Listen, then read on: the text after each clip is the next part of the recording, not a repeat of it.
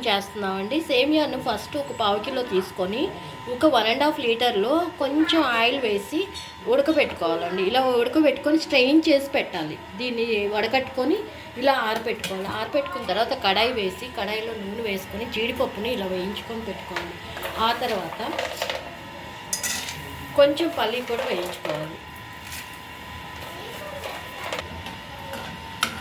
పల్లీలు కూడా ఇలా చక్కగా వేయించుకోవాలండి ఆయిల్లో. తర్వాత తాలింపు దినుసులు వేసుకోవాలి. కొంచెం గరిటె పెట్టి మంచిగా సాఫ్ట్గా చేయాలండి, గడ్డలు లేకుండా నీట్గా చేసిన తర్వాత ఈ ఉడకబెట్టిన సేమియాలో వేసుకోవాలన్నమాట.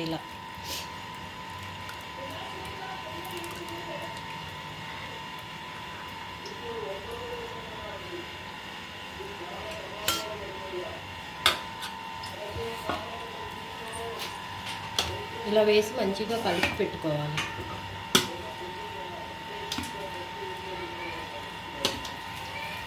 ఎంతో టేస్టీగా ఉండే సేమియా దద్దోజనం అండి. మీకు కూడా చాలా నచ్చుతుంది, ట్రై చేయండి. చాలా టేస్టీగా ఉంటుంది.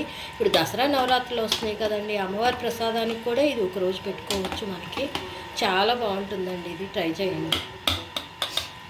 కొంచెం పాలు కూడా వేసుకుంటే కమ్మదనం వస్తుందండి. పాల మూలంగా కమ్మదనం వస్తుంది. పులుపు లేకుండా, పెరుగులో ఉన్న పులుపు లేకుండా తీయగా చాలా బాగుంటుందండి. ఈజీగా అయిపోయే ప్రసాదం అన్నమాట. మనకి అమ్మవారి దానికి కూడా ఉపయోగపడుతుంది. మనకి సాల్ట్ యాడ్ చేయాలండి. ఈ సోక్ చేసుకున్న సేమియాలో సాల్ట్ యాడ్ చేయాలి. తర్వాత పెప్పర్ కూడా యాడ్ చేయాలండి. పెప్పర్ పౌడర్ కూడా వేసుకోవాలి. అమ్మవారికి ఎంతో ఇష్టం అండి గుమగుమలాడే సేమియా దద్దోజనం. చూడండి, పెట్టుకొని తాలింపు వేసుకోవాలండి. ఫస్ట్ తాలింపు గింజలు వేసుకోవాలి.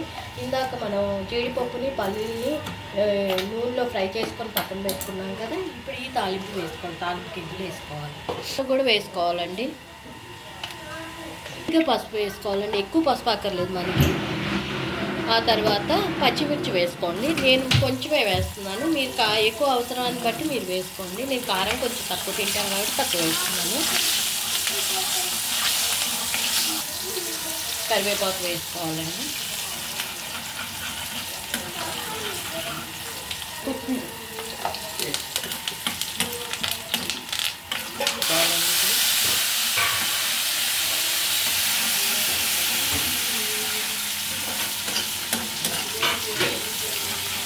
కొడతండి. ఇప్పుడు ఉల్లిపాయలు, వెల్లుల్లి కూడా, వెల్లుల్లి 10 రెమ్మలు కట్ చేసి వేసానండి. వెల్లుల్లి వేసుకుంటే చాలా టేస్టీగా ఉంటుంది.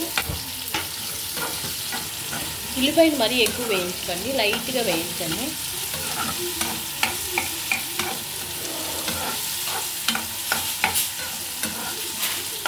అమ్మవారి ప్రసాదానికైతే మనకు ఉల్లిపాయ వెల్లుల్లి వేయకుండా చేసుకోండి. ఇది ఇంట్లో తినడానికి కాబట్టి వెల్లుల్లి వేసాను నేను.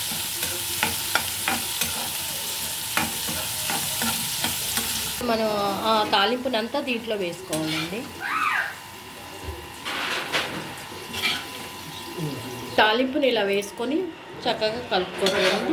ఇది ఒక గంట సేపు నానిన తర్వాత తింటే మాత్రం చాలా బాగుంటుంది. అప్పటికప్పుడైనా బాగుంటుంది, ఇంకా టేస్టీగా ఉంటుంది. ఎంతో టేస్టీగా ఉండే సేమియా దద్దోజనం అండి. ఈ పైన నట్స్ అన్నీ పైన ఇలా వేసుకుంటే చాలా బాగుంటాయండి. లాస్ట్లో